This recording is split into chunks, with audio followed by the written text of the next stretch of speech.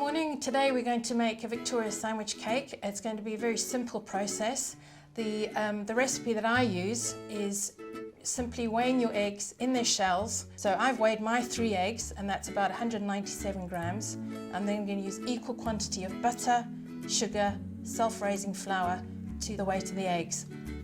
I'm also going to put a little bit of vanilla essence in just for some flavour. And at the end, I'm only going to know by the time I get to the end where I need a little bit of milk just to make it a nice dropping consistency.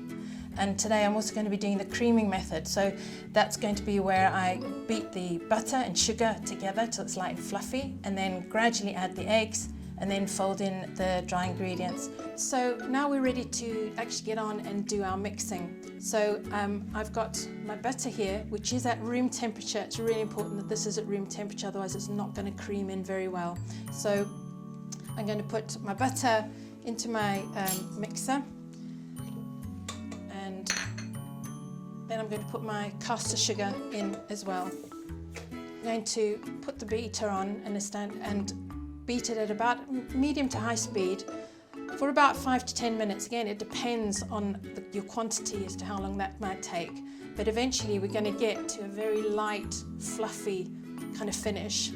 In between time, we're going to scrape the bowl down and I'll show you as we go along as to what the finished product is going to look like. Okay, so we've been beating for a little while, but what's important is that we actually scrape the mixture down at frequent intervals to make sure it's all really mixing in really well. So that's what I'm going to do now. So using my scraper, just want to get it off the beater like this. And then inside the bowl, I want to actually scrape down the sides because otherwise it doesn't mix evenly. So do that like so. And if we have a look at the colour and the consistency of the mixture at the moment, it still looks like butter. It's not very pale. So when we get to the end, this is going to be almost white, just so that you can see the difference of what we're aiming for.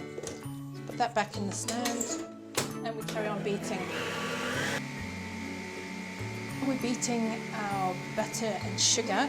We can beat our eggs so that it's ready to add them when the butter and sugar is ready.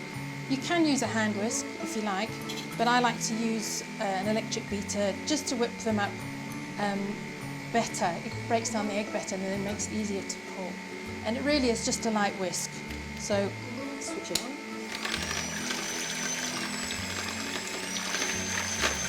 And we really just wanted to get it slightly aerated and break down the egg a bit.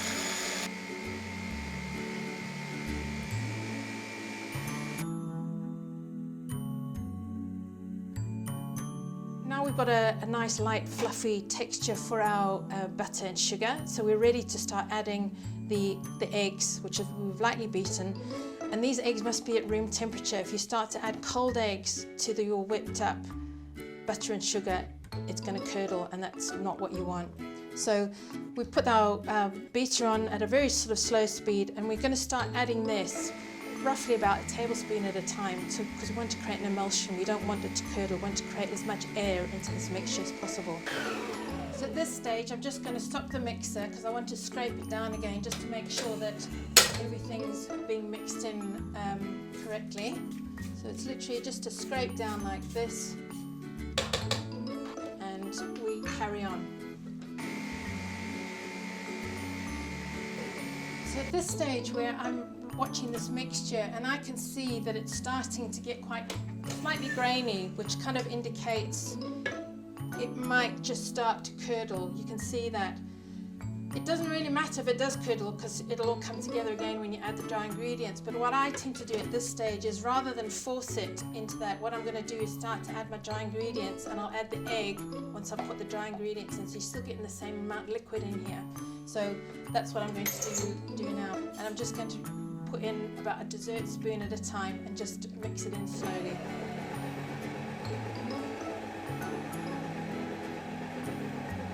Now that I've added some flour in here, I can add my remaining egg and it won't curdle.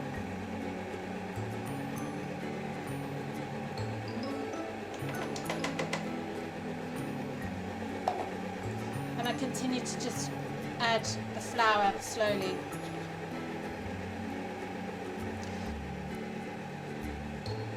while that's mixing in as well, I'm going to add a teaspoon of my vanilla essence. Well, it's vanilla extract actually.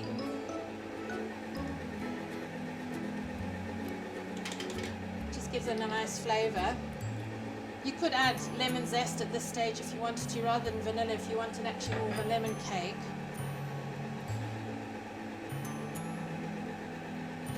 Stop the mixer, and I'm again going to just scrape the sides down. That's what the mixture looks like at the moment. I've put all the flour around the side, and I want to actually get that all mixed in.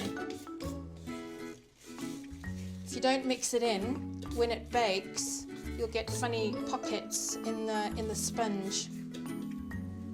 Now at this stage, I want to actually judge whether I need extra milk.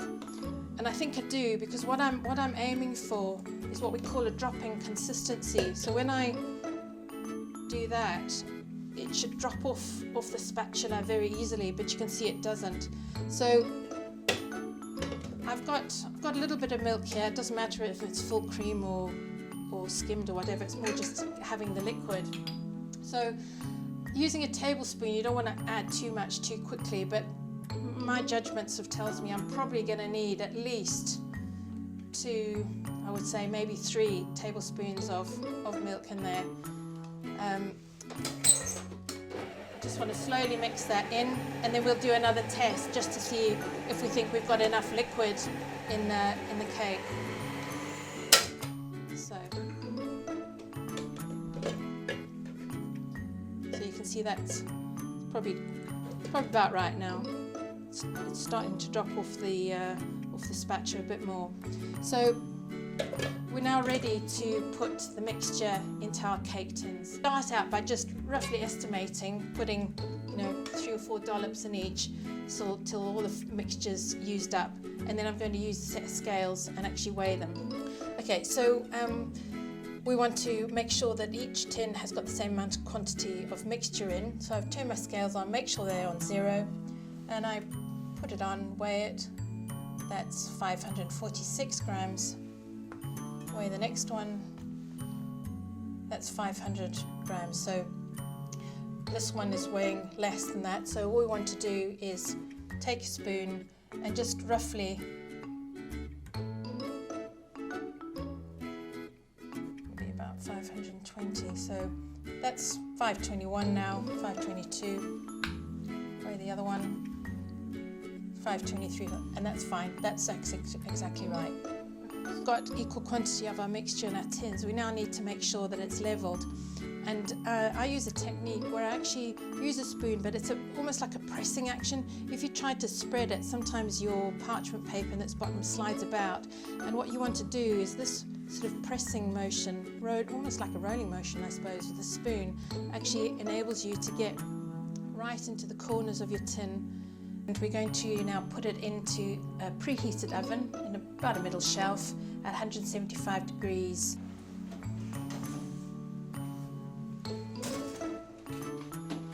And if you're like me, I need to set my timer for 25 minutes, otherwise I'll forget it.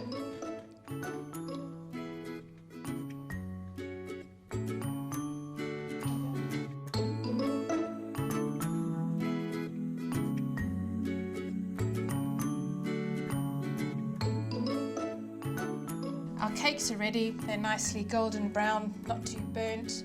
And we would just leave that now on the side to cool for about 5 to 10 minutes before we turn it out. If you turn it out too soon, they'll break. About 5-10 minutes is up, and we want to turn these out gently onto a cooling rack, and then we're going to leave them to cool completely. So we just support the cake with your fingers, flip it over and take it out. And then you do the same with this one. If you sort of see a bit of the cake that might have stuck to the sides, I mean these haven't, but what I would advise you to do is just get a palette knife and just gently scrape around the side of the tin, just to make sure that when you do flip it out, it does come out easily. So again, you just flip it out, and then you peel off your parchment paper. It should come away easily. And there are your cakes, and all you need to do now is just leave these to cool absolutely completely before we decorate them. So now we've cooled our cakes, they're nice and cool, and we can now finish off the cakes, and it's up to you how you want to actually decorate it and finish it off. Today I'm going the classic route, so using some nice raspberry jam and some whipped cream, which I've got to about ribbon stage. So you don't want to over whip it, otherwise it'll go all grainy and it'll be difficult to apply to the cake. So choosing one of your sponges, you want to take that and put it on the bottom. Doesn't matter if you've got some crumbs here, you can just tidy that up a bit later. So I've got a raspberry jam, and again it should be at room temperature, because if it's not, it's going to be quite difficult to spread on here. So then using your spoon, kind of just spread it over like so, so that's all evenly distributed. And sometimes I quite like a bit of a rustic finish, so I'm quite happy for it to sort of, you know, bulge over the edge a bit like that. It just makes it less formal, shall we say.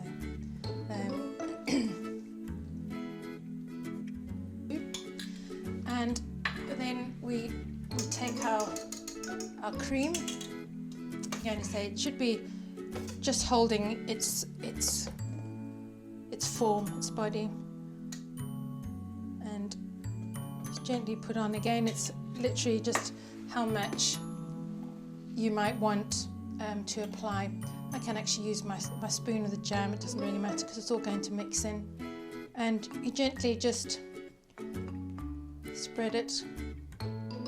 And it doesn't matter if it drips down the side. As I say, it's, you know, it's personal preference as to how you want it to look. And then carefully taking your second sponge, you just pop that on top. I mean, at this stage, if you wanted to actually put fresh fruit in, you could. That would also look really pretty. So that's pretty much what it looks like.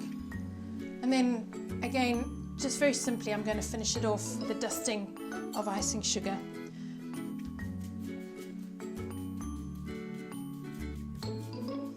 Again, as little or as much as you want. I tend to not like too much.